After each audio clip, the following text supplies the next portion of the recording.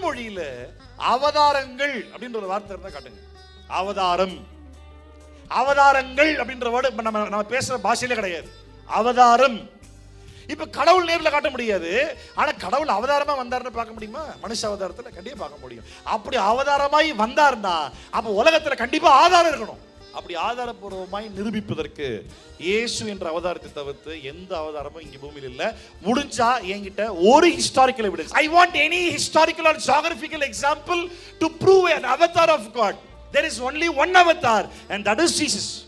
இயேசு பூமியில மனித அவதாரம் எடுத்து வந்ததாக, வாழ்ந்ததாக, மனிதனுடைய பாவத்தை மன்னிப்பதற்காக அவர் சிலுவையில் மரித்தார் என்பதற்கான ஆதாரங்கள் இன்னைக்கு இருக்குது. இயேசு வெள்ளக்கார கடவுள் வெளிநாட்டில் வாழ்ந்தார், இயேசு அமெரிக்காவில் பிறந்தார்.